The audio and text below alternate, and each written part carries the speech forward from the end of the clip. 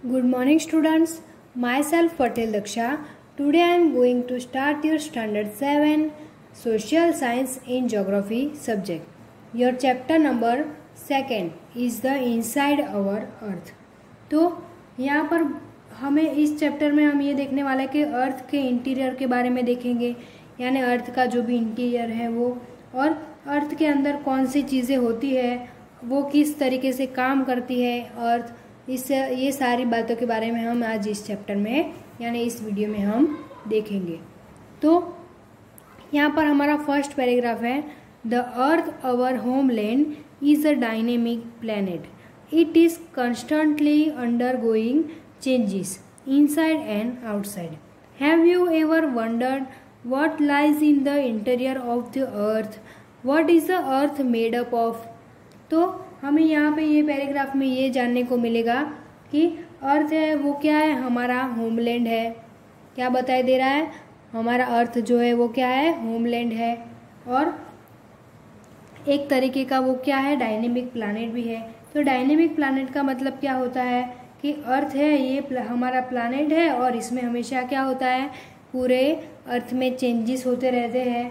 तो इसमें हमेशा जो चेंजेस होते हैं वो भी कौन कौन से, तो इनसाइड और आउटसाइड यानी अंदर और बाहर दोनों साइड हमारे अर्थ, पूरे अर्थ में चेंजेस होते रहते हैं। तो हमें ये यहाँ पर दो क्वेश्चन पूछे गए हैं, have you ever wondered what lies in the interior of the earth and what is the earth made up of. तो इसका मतलब क्या होता है, हमसे ये क्वेश्चन पूछा गया है कि आपने कभी सोचा है कि हमारे अर्थ के इंटीरियर में क्या है, यानी हमारा जो अर्थ है उसके इंटीरियर में क्या है। और दूसरा क्वेश्चन ये है कि अर्थ कौन कौन सी चीज़ों से बना है, यानी कौन कौन सी चीज़ों से मेड हुआ है। तो ये सारी बातें हम ये चैप्टर में देखेंगे। तो हमारा पहला टॉपिक है interior of the earth, interior of the earth. तो यहाँ पर फर्स्ट पैराग्राफ है, just like an onion the earth is made up of several concentric layers with one inside another, figure 2.1 में। The uppermost layer over the earth's surface is called the crust. It is the thinnest of all the layers. It is about 35 km on the continental masses and only 5 km on the ocean floors. तो यहाँ पर हमें ये paragraph में देखने को मिलता है कि जस्ट लाइक एन ऑनियन, यानी जैसे कि ऑनियन, जैसे कि हमारे ऑनियन होता है वैसे ही ये अर्थ का भी स्ट्रक्चर होता है। यानी हमारे जैसे ऑनियन तो हमने देखा ही है, जैसे ऑनियन होते हैं वैसे ही हमारा अर्थ का भी स्ट्रक्चर होता है। यानी ऑनियन से ऑनियन में हमने देखा है कि अलग अलग लेयर्स होते हैं, हम एक एक लेयर निकाल दें तो उसके अंदर लेयर्स निकल जाते हैं। उसी तरीके से हमारे अर्थ में भी देखो यहाँ पर दिखाई दे रहा है, अलग अलग लेयर दिखाई दे रहा है हमें।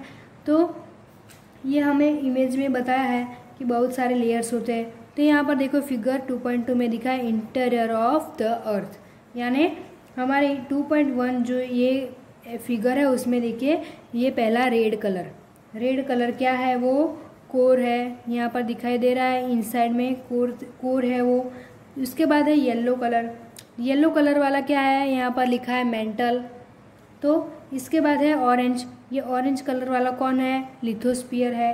तो उसके सबसे ऊपर आता है क्रस्ट, उसके सबसे ऊपर कौन आता है, क्रस्ट आता है। तो इसी तरह हमारा ये अर्थ होता है वो को ऑनियन की तरह बहुत लेयर में है, यानी अर्थ क्या है, ऑनियन की तरह अलग अलग लेयर्स में बना हुआ है। और अर्थ के ये सबसे ऊपर जो क्रस्ट है वो क्या है, थिनेस्ट है।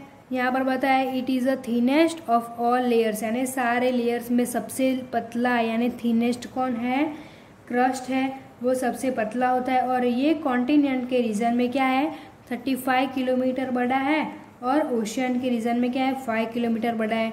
यानी ये हमारा कॉन्टिनेंट बताया इंडियन कॉन्टिनेंट है, यहाँ पर जब रहते हैं लैंड पर वो क्या है 35 किलोमीटर बड़ा है, और ओशियन के रीजन में वो 5 किलोमीटर बड़ा है। तो हमें ये देखने को मिलता है। इसके बाद यहाँ पर ये जो इमेज दी है ये नीचे 2.2 यानी continental crust and oceanic crust, इसके बारे में हम देखेंगे।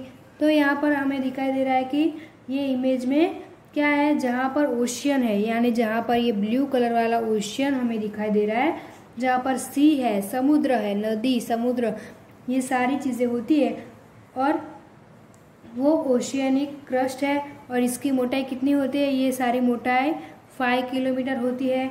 और लेकिन यहाँ पर जो कॉन्टिनेंट है, यानी हमारा इंडिया है, जहाँ पर हम रहते हैं, वहाँ पर क्रस्ट होता है, वो कितना होता है 35 किलोमीटर। वो कितना होता है, यहाँ पर दिखाई दे रहा है 35 किलोमीटर लंबा, 35 किलोमीटर बड़ा होता है।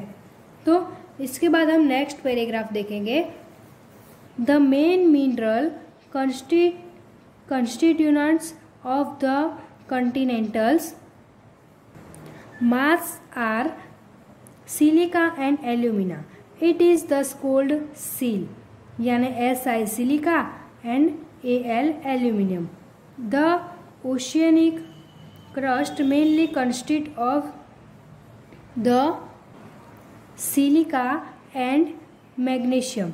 It is therefore called SIMA. SI silica and magnesium का Ma मैग्नीशियम, फिगर 2.2 में दिया है। तो यहाँ पर ये पैराग्राफ में हमें क्या देखने को मिलता है, तो हम ये पैराग्राफ में देखेंगे कि द मेन मिनरल, यानी हमारा जो मेन मिनरल है कॉन्स्टिट्यूशन, उसके बारे में। तो जो कॉन्स्टिट्यूएंटल मासिस है, जो मेन मिनरल होता है, वहाँ पर क्या है, सिलिका एंड एल्यूमिनियम। तो यहाँ पर हमें ये सोचने को मिलता है कि जो कंस्टिट्यूटर हमारा मास है, वहाँ पर सिलिका एंड एल्यूमिनियम वो हमें देखने को मिलता है, यानी it is called the seal. उसे क्या कहते हैं, ये सिलिका एंड एल्यूमिनियम जो जहाँ पर मिलते हैं उसे सील कहते हैं। यानी सिलिका का पहला शब्द है SI और एल्यूमिनियम का AL, यानी SiAl, सील कहते हैं। द ओशियनिक क्रस्ट वो क्या है, mainly constitute of silica and magnesium, and वो क्या है, ओशियनिक का जो क्रस्ट है वहाँ पर मेनली कंस्टिट्यूट क्या होता है, silica and magnesium. It is therefore called sima, यानी सिलिका का SI एंड मैग्नीशियम का Ma। तो SI sima, SI Ma sima, यानी SI सिलिका का एंड Ma मैग्नीशियम का, वो क्या है, यानी उसका मतलब क्या होता है, सीमा। तो इसके बाद हम नेक्स्ट पैराग्राफ में देखेंगे, just been the crust it is the mantle which extends up to a depth 2900 kilometre below the crust. और तो यहाँ पर ये बताई दे रहा है कि हमें just beneath the crust in the mental, यानी जो हमारा यहाँ पर मेंटल है, यहाँ पर दिखाई दे रहा है, वो क्या है, extends up to the depth, यानी उसके डेप्थ पर कितना बड़ा है, वो 2900 किलोमीटर बिलो द क्रस्ट, यानी ये जो क्रस्ट है उससे। तो इसके बाद हम ये देखेंगे कि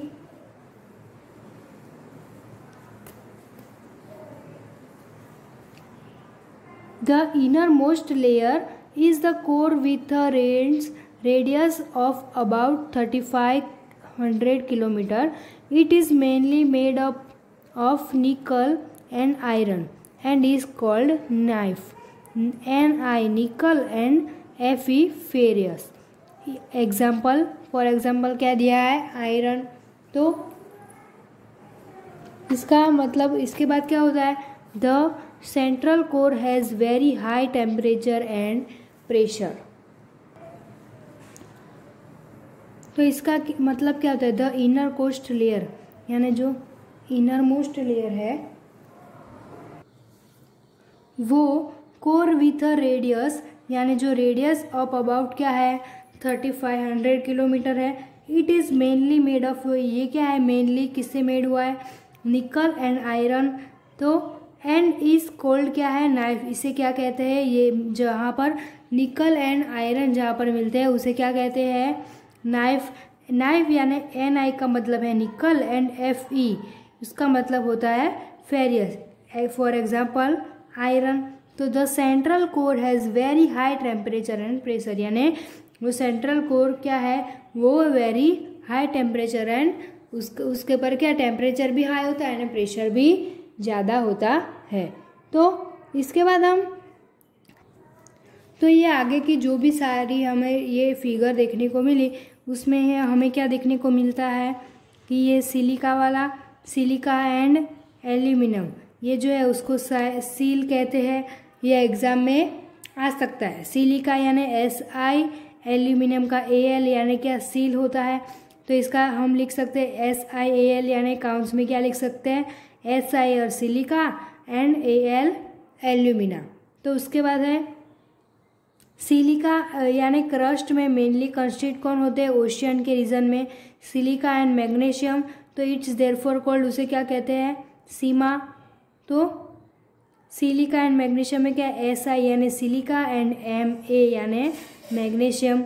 ये फिगर 2.2 में भी हम देख सकते हैं, यानी ये 2 पॉइंट्स ये एग्जाम में आ सकते हैं। इसके बाद हमने दूसरा भी ये शॉर्ट फॉर्म देखा था कि ये क्या है निकल एंड आयरन यानी निकल एंड ये जो फेरियस है वो, तो इसका मतलब ये होता है कि आयरन को क्या कहते हैं फेरियस भी कहते हैं। तो उसको शॉर्ट फॉर्म में क्या कहते हैं इज कोल्ड नाइफ। तो Ni यानी निकल एंड फेरियस यानी Fe, तो उसको क्या बोलते हैं NiFe नाइफ। तो इसको फॉर एग्जांपल में क्या हम बता सकते हैं आयरन। तो ये सारे शॉर्ट फॉर्म जो भी है वो एग्जाम में आ सकते हैं।